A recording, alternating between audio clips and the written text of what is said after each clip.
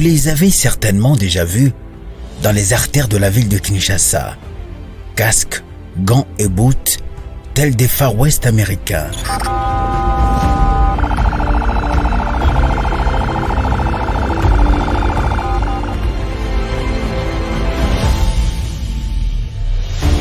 Des motards, pas comme les autres, car de par leur nom, motards évangéliques du Christ, ils portent un message fort.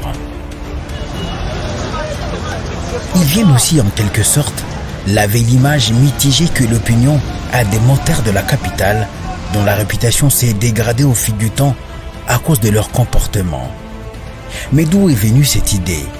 Le coordonnateur du mouvement est convaincu bel et bien que c'est une instruction divine. Likanisi oyo sincèrement vraiment et où t'es pas Nzambe. Ba ko ba mota mutaza na objectif na ye. To sanganaka toke ko sepela to sangani toke songolo pakala. Mais ngai tozalaka na kati wana na monaki ezali malamu ndenge tokendaka. Mais na tango nyonso tone kozana batu to sangana to ndeko moko kufeli ndeko tokei kobona na moto na biso to sali carnaval motorisé. Mingi so to sangana na bandeko elongo bono matanga omoni oyo nde bo sala oyo mais so bo sali yango pour la gloire nanga pour na ko gagner batu ozala malamu na ne ignorango le 22 juillet 2022 na moni yango na vision alobi sikoyo esengeli obanda oyo nga na ebisaki yo na bino banda yango ndenge nini la jeu agenda na ngai alobi kota la makomi tanga Luc 14:23 quand to soana oboye nga nazali ngai na bureau molimo na katebi zo Luc 14:23 na zu Bible na Luc 14:23 na tangi et le maître dit au serviteur va par le chemin et le long des haies contrains les gens d'entrer afin que ma maison soit remplie.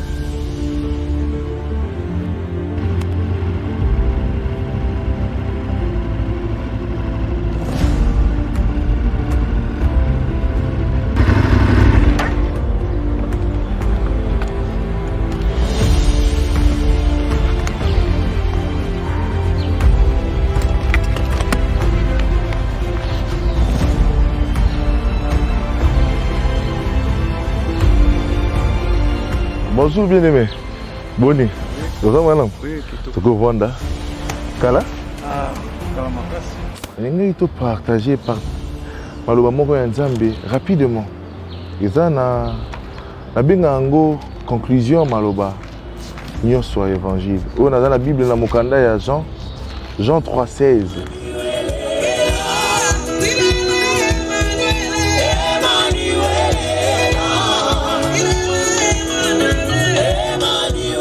bandeko na biso bazwi emoniseli wana ke na katikati na bango babimisa bato baosala Nzambe mpe kobikisa milimo oyebi ke makambo boye ebana oza tomona lokola omoni baévangéliste lokola barena bonke l'époque baosborne bazoya batie biloko bateyi bato mpe baganye milimo na bato mpe batini bato wana bangomba eza makambo banaosalama bane wana lelo tokomi kosalaka ngai naosala mpo na lingomba nanga oyo ngai mpe naosala mpo na lingomba nanga ok wana Nzambe azongiseli biso na eglize ya oyo ya biso ya ebandeli na nzela ya meke mpe topambo Nzambe mpo na makanisi wana eza vraimen makanisi moko ya kobetela maboko tolobaka. De fil en aiguille, le mec a multiplié les activités et converti des hommes en les conduisant vers la voie du Christ.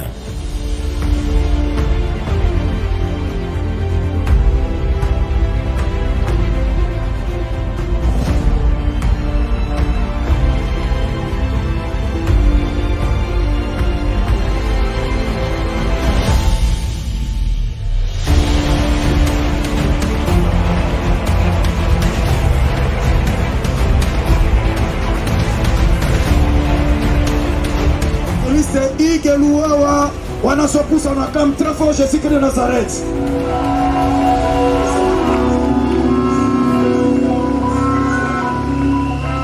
Jésus-Christ, tinda Lazare na ndaku ya tata nanga. Amen. Bible lobi na mokanda ya Jean 14:6. Yesu azongiseli ye. Ngai nazali nzela. Solo pe bomoi. Moto moko te akoki koya epai ya tata soki aleki na nzela na ngai te. Bien-aimé, Jésus-Christ est le pont, bien-aimé. Amen. Pont elengi o banini. Dans la deux rives, bien-aimé. Moi, je traversé la rive gauche des alité. Mais au hasard, quand il y a Yesu Masia, quand on va se présenter, il y a un pont où on va se dresser liboso naïe. Comme preuve la Bible, bien-aimé. Comme on a en Israël, en Égypte, eh ben il liboso il y a mer. Mais le Dieu tout-puissant, le Dieu a frayé un chemin. Nzambe a jeté pont, bien-aimé. Baleki calmement. Pour te montrer, Seigneur, les Égyptiens pensaient aussi qu'ils allaient prendre le même pont. Le même pont. Ils n'ont pas l'identité de Christ. Ils n'ont pas Jésus-Christ de Nazareth. Et bah, je suis pont, bien-aimé. La Bible nous dit, ils ont été engloutis. Amen. Bien-aimé, ils ont été engloutis. Pourquoi? Ils n'avaient pas l'identité de Jésus. Si tu n'as pas l'identité de Jésus, même si le pont se présente au-devant de toi, tu ne vas pas prendre ce pont. Parce que c'est ayoté. Amen. Et c'est dans l'identité à Yesu Masia. Un travail complémentaire à celui que fait déjà les églises.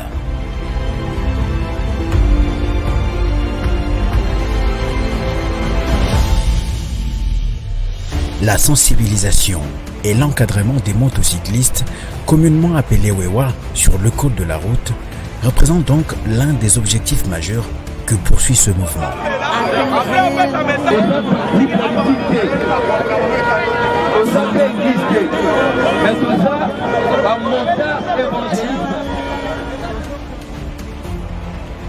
Ils pourront même aider à redresser les motards à travers un encadrement sur base de la Bible. L'hôtel de ville de Kinshasa, de 20 jours, pensait à mettre à profit ce mouvement pour l'éducation des jeunes.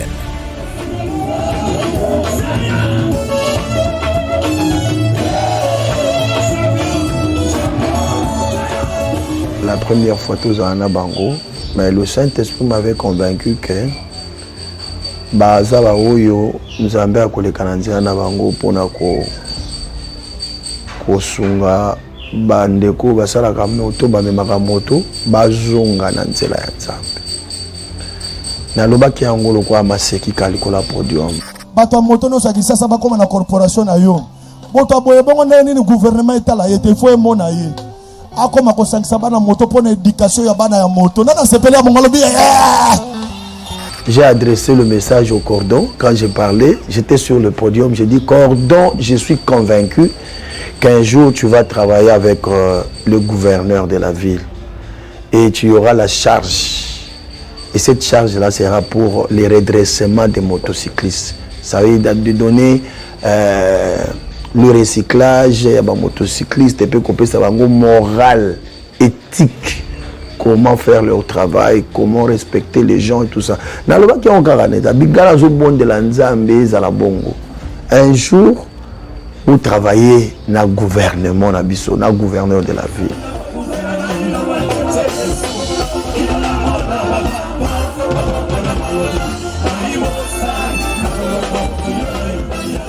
Naturellement, dans Katia Mboka Nabiso, entre guillemets, motard, bazaki bateau, bazaki un peu dans le baloko, un peu mal réputé.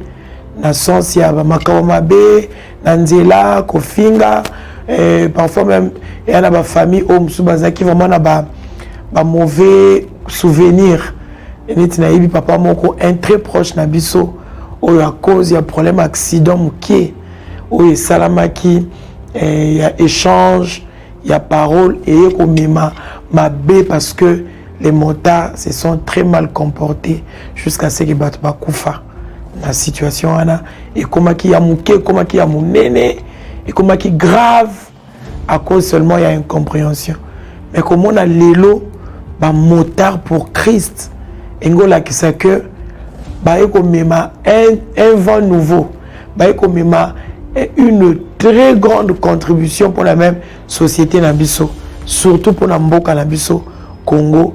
Déjà ceux qui m'outoyaient Yesu, ayambi Yesu katinae, musala na ya kosalango na respect, a kosalango na sans soin ya kotia baninga à l'aise. Donc, biso to sepeli parce que tu croire que l'association peut atteindre tous les motards Yambo Canabiso par la grâce de Dieu.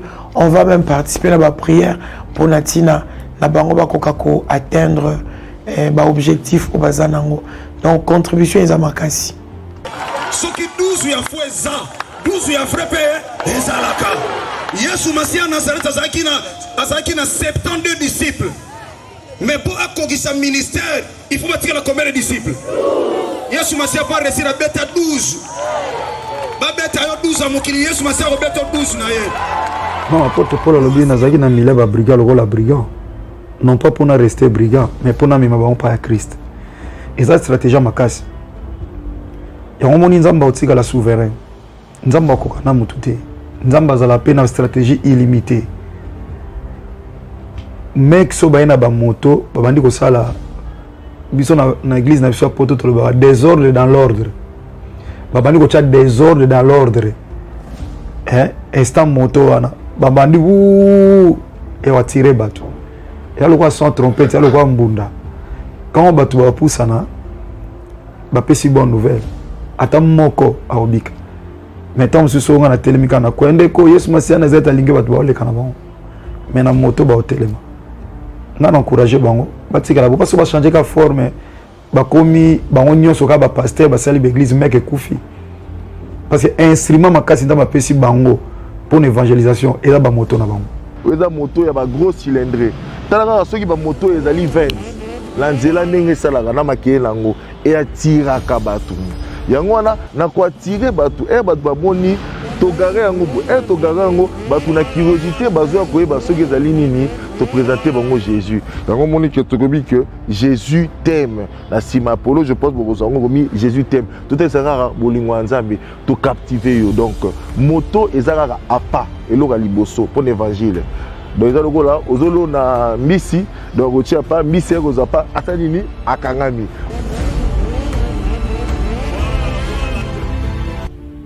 Un travail qu'ils font déjà, mais qu'ils voudront bien étendre, d'autant que leur mouvement n'exclut personne.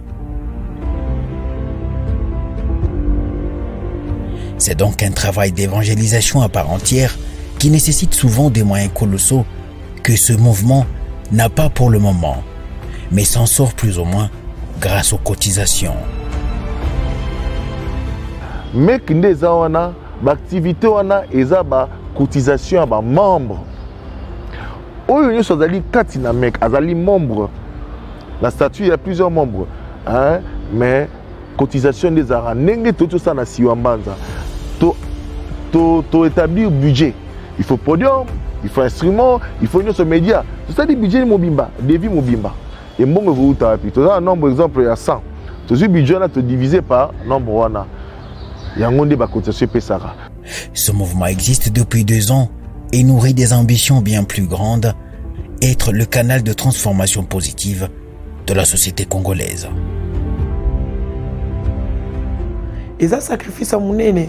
Ils ont dû dépenser de l'argent na moni ndenge ba louer instrument ya kitoko, baté podium, lumière, matériel, batu obazaki wana ko zobango en charge pendant tous ces temps, tous ces 2 jours.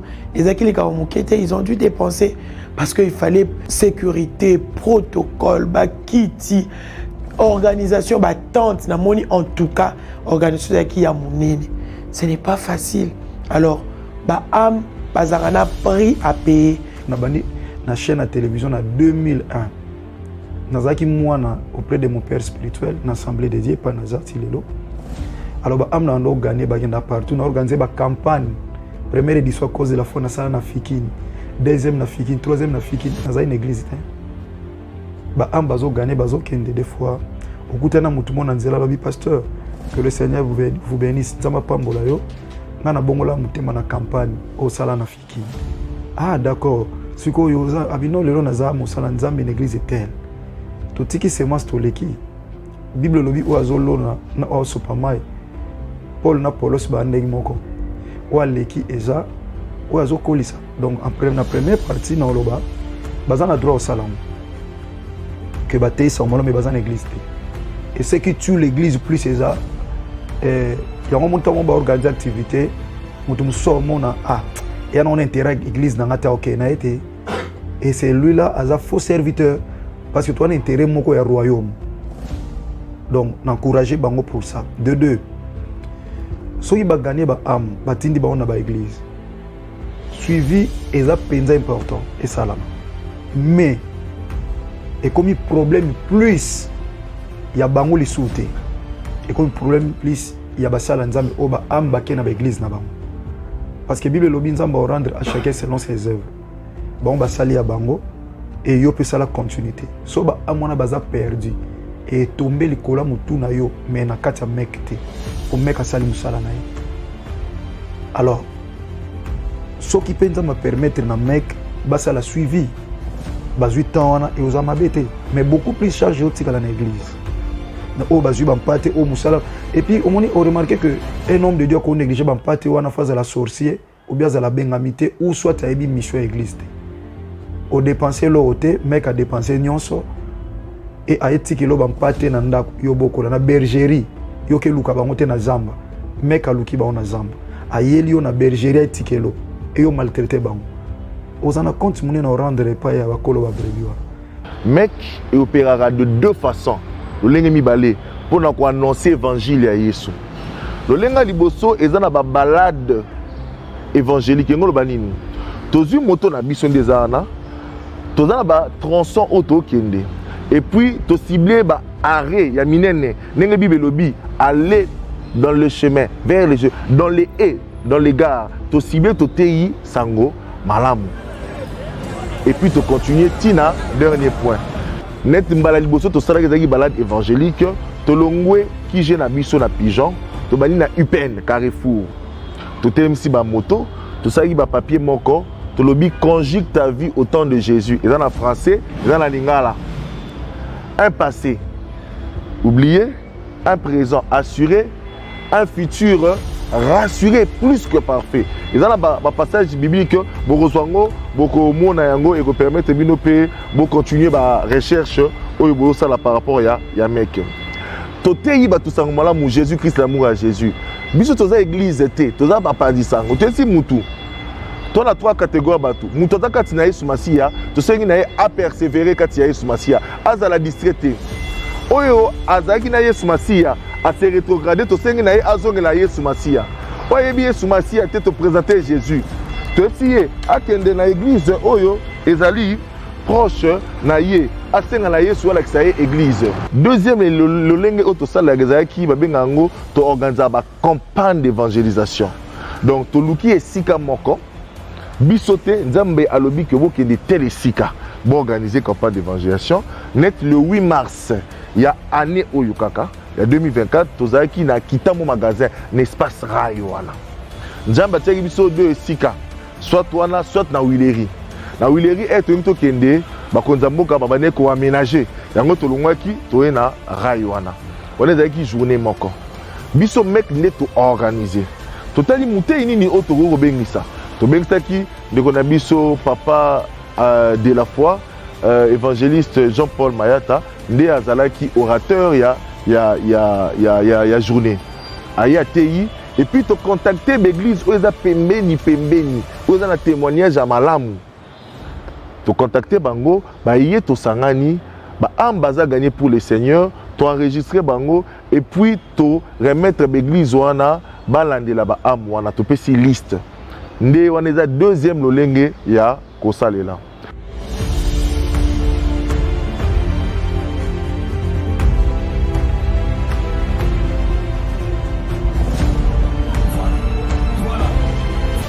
Quand dans le groupe, bien dans l'équipe, chacun connaît son rôle, mais à Osalango avec son cœur. En tout cas, ils ont vraiment la réussite. Ma carte. Pour moi, que vous avez moins de problèmes, mais plus de résultats. Alors, Tika impact Nabino et se répandre les sous-sous, et les sous-sous na Komola Yesu. Tel est mon conseil na équipe dirigeante. Il y a mec. Dibelobi Yesu.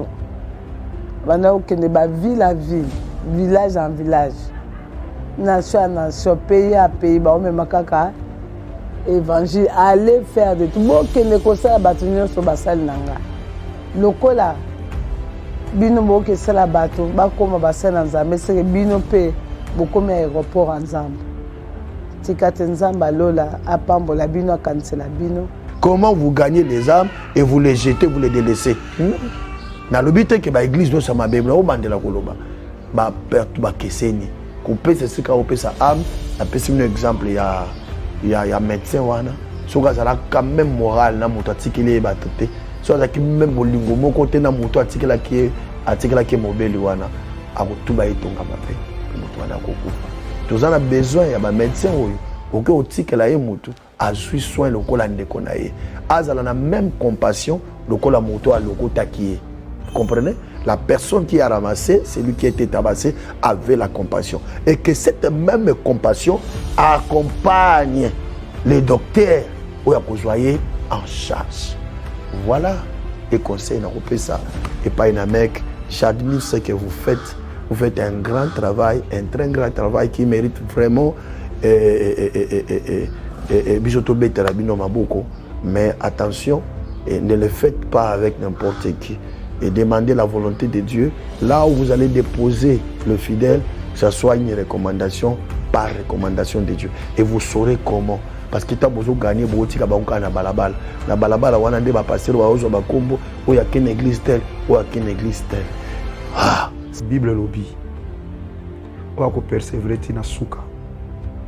Il y a un nzamba futaka. Mafuta c'est un travail inachevé. Bo wela na bo kondité.